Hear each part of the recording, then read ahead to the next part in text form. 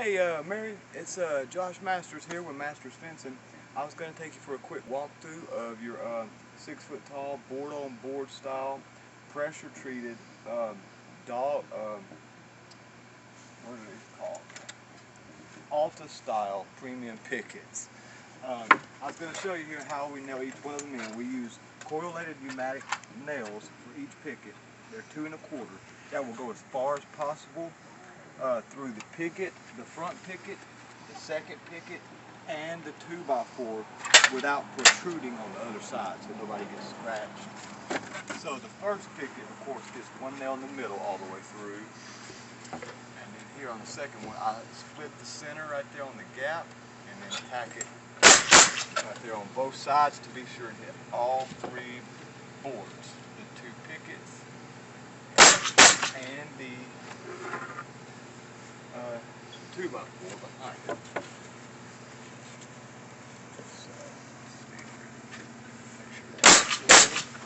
Well, I was leveling it with, let me grab my level really quick.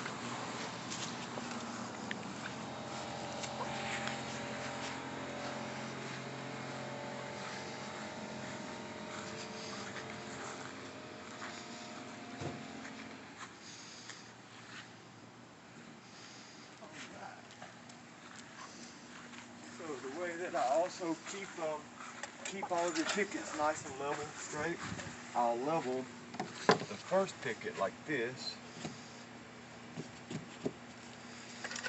tack one in, and I'll skip this one, then I'll level the next one, skip this one, level the next one, and then the ones I skip, I come back and I look at the bottom right here, and I make the distance equal. This affects because not every picket is perfectly straight. So if you use the level on every picket, you'd have a crooked fence. So then this guarantees that the fence will look. So see, I'll split the difference there at the bottom, and then I'll tack it in the middle. Come back through.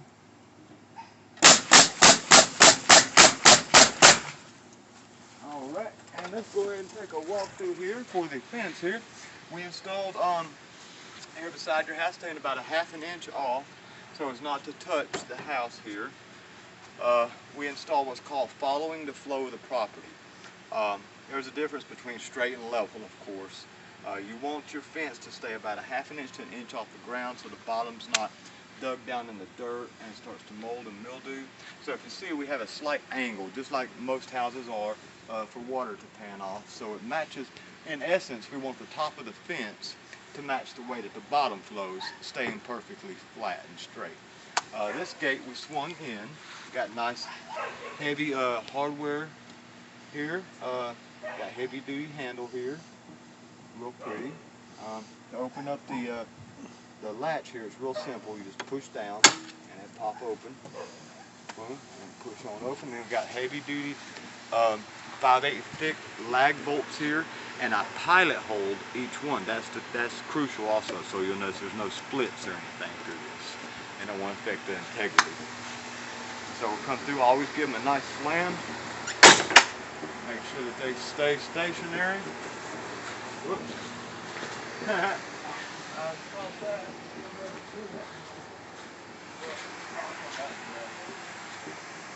I'll come back to that. There we go. So yeah, and on the gate as well, here we got heavy duty hinges, which I'll show you some on the other side as well. I boxed the frame out, use corner braces. I also pilot hole for a 6-inch long screw to go all the way through the whole firm here. And I used big lag bolts here. One of them on each one of them is about that long. So see here, follow the flow of the property, stay even with the rail for the top of the post. Our magic number was 69 inches. 69 inches affects that 72-inch picket by allowing it to be 4½ inches above. That means it's going to be about a ½ an inch to an inch off the ground below. And so then that way you'll stay uniform all the way through. And as you see here, we follow the flow of the property. We ran a string line, of course, through everything. Each post was also concreted. We ran a string line prior. And each post got about 20 to 30 pounds of concrete, packed it down really tight, then put dirt on top of that and pack that dirt down so grass will grow back on top of it. But they're as firm as a tree. By the time you get here, they're going to be immovable. Let's see, also the rails, we ran 2x4x16s. That holds the entire structure together, so we hit one post at each break point, and then we can, you move the middle post if need be. Bump right up again, this is actually your neighbor's post right here. They actually infringed a little bit onto your property, so it actually worked out perfect to work as a part of your fence line here. Following the flow of the property again, staying nice and flat, straight across the top. We had a transition post. I believe it was right here. We had one right here. You can kind of see where the angle changes. You see how it's straight through there? And you see how it kind of takes a slight dip through there? That follows the flow because it really starts to take a drastic dip through here, especially in the back. And so we instituted that to the top of it. Staggered it down, started on to be even on throughout the back line here. Locked it up. Blocked it off here where the gate was. We was going to have to install another post anyway, so we decided to go ahead and double it up right there at the high point. You got a bit of a roll here on the back, so kind of got that to the top of the fence as well. Put some blocks here, so be sure to cover up any spacing or holes right there that you had left over. Here we corner posted it out, and here we're following the flow back up the property to the double drive. I wanted to be sure I had some time to describe the double drive here. Really secure. I'm really happy with the way it turned off. I built so many of these gates. It's crazy. It's just every one of them is different, and it's crucial. Doesn't matter what kind of material you use or how much you use. Our gates are heavy. They're heavier than most gates because we make them look like the existing fence. And so instead of using one picket like a stockade style gate, we're going to have an extra one on the outside. We're really going to increase that weight. So we used a 6x6x10, and I went about 3 to 4 feet in the ground. I used about 70 pounds of quick set concrete. So I made sure that post was sitting up nice and firm before I hung these gates on. So it stayed nice and level there. So you won't sagging. Also for the hinges here, use 3 of them. They're heavy duty. I just have found these actually, and they come separately each one, but you just can't beat them. They're 12-inch T-Hinges. I use thick lag bolts through here, of course, pilot holding, and right here also pilot hold each one of these so the post doesn't split.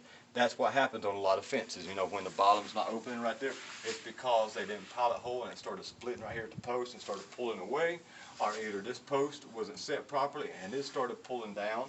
And so 99% of the time, that's why gate isn't opening right there. So these are heavy-duty hinges through here, really nice. The gate also boxed out. Did what